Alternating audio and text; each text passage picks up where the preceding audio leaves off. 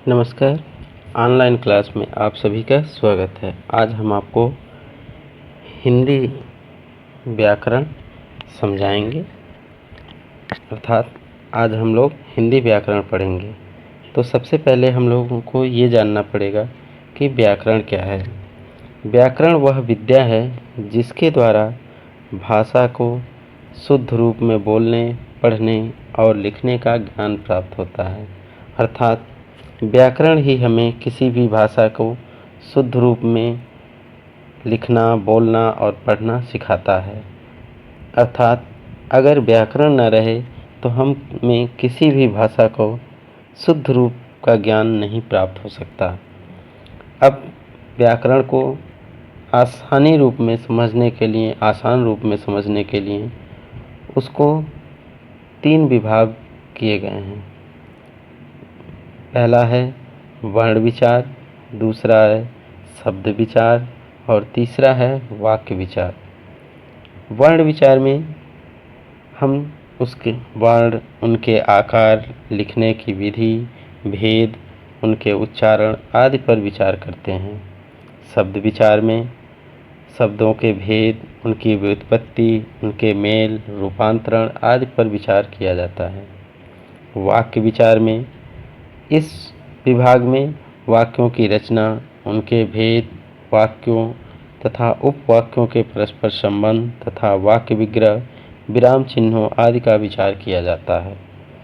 अब हम लोग पढ़ेंगे वर्ण विचार, जिसे अंग्रेजी में ऑर्थोग्राफी कहा जाता है। तो सबसे पहले हम लोग जान लेते हैं कि वर्ण क्या होता है।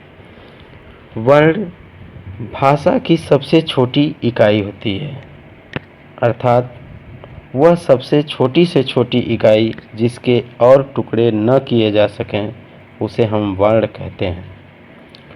वर्ण ध्वनियों के उच्चरित और लिखित दोनों रूपों का प्रतीक होता है। वर्णों के क्रमबद्ध और व्यवस्थित समूह को हम वर्णमाला कहते हैं। वर्णमाला हम लोग इसलिए जानते हैं क्योंकि हिंदी के जो भी वर्ण होते हैं, जो भी ध्वनियाँ होती हैं, वर्णों को ही हम ध्वनि भी कहते हैं। जो भी ध्वनियाँ होती हैं उन्हें जब हम व्यवस्थित और क्रमबद्ध रूप में रख देते हैं तो वही वर्णमाला कहलाती है। तो हमारी हिंदी की वर्णमाला में 2 प्रकार के वर्ण आते हैं। पहला स्वर वर्ण और दूसरा व्यंजन वर्ण।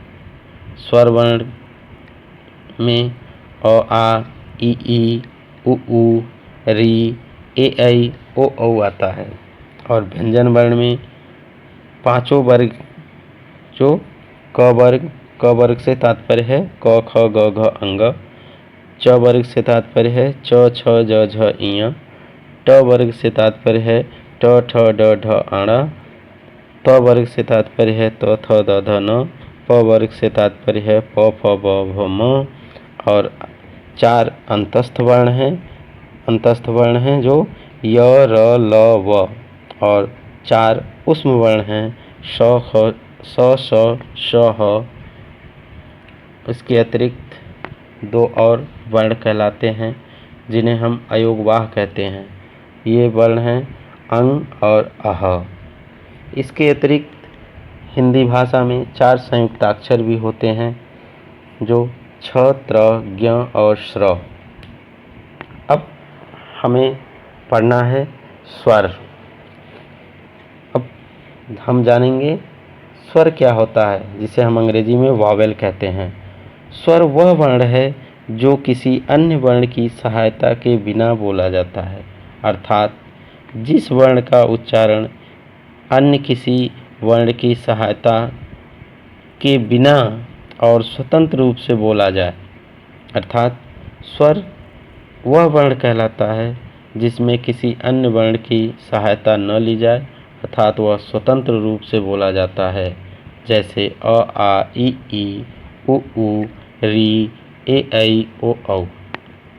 अब स्वरों के 2 भेद किए गए हैं।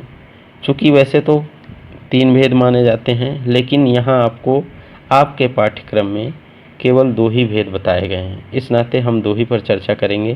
पहला होता है ह्रस्व स्वर और दूसरा होता है दीर्घ स्वर। तो अब हम जानते हैं कि ह्रस्व स्वर क्या होता है। वे स्वर जिनके उच्चारण में कम समय लगता है, अर्थात आसानी रूप में हम ये कह सकते हैं कि वे स्वर जिनके उच्चारण में एक मात्रा का समय लगे उन्हें हम ह्रस्व स्वर कहते हैं। अर्थात जिन वर्णों के उच्चारण में बहुत ही कम मात्रा में अल्प समय लगता है उन्हें हम ह्रस्व स्वर कहते हैं। ह्रस्व स्वर में 4 स्वर आते हैं, अ, ई, उ और री। यही केवल 4 स्वर ह्रस्व स्वर में आते हैं। दीर्घ स्वर वे स्वर हैं जिनके उच्चारण में ह्रस्व की तुलना में अधिक समय लगता है। अर्थात जिन वर्णों के उच्चारण में एक मात्रा से अधिक अर्थात 2 मात्रा का समय लगे उन्हें हम दीर्घ स्वर कहते हैं। दीर्घ स्वर में कुल 7 स्वर आते हैं। आ, ई, उ, ए, ऐ, ओ, औ। ये 7 स्वर अर्थात 4 स्वर ह्रस्व के और 7 स्वर दीर्घ स्वर के। तो कुल कितने स्वर हो गए? 11 स्वर। इस तरह हिंदी में कुल 11 स्वर माने जाते हैं। इसके बाद दूसरा भाग आता है व्यंजन का। जिन वर्णों के उच्चारण में अन्य वर्ण की सहायता ली जाए उन्हें हम व्यंजन वर्ण कहते हैं। अर्थात जो वर्ण स्वरों की सहायता के बिना न बोले जा सकें उन्हें व्यंजन कहते हैं।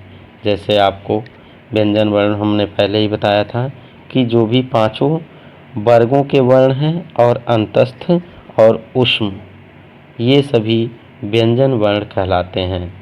व्यंजन वर्णों की संख्या कुल 33 मानी जाती है हिंदी में, लेकिन इसमें भी आपको स्पर्श स्वर क से लेकर म तक अर्थात जो 5 वर्गों के वर्ण हैं वे सभी स्पर्श व्यंजन कहलाते हैं। इसके अतिरिक्त 4 अंतस्थ व्यंजन हैं। अंतस्थ में आपको य, र, ल, व और तीसरा आता है आपका ऊष्म व्यंजन।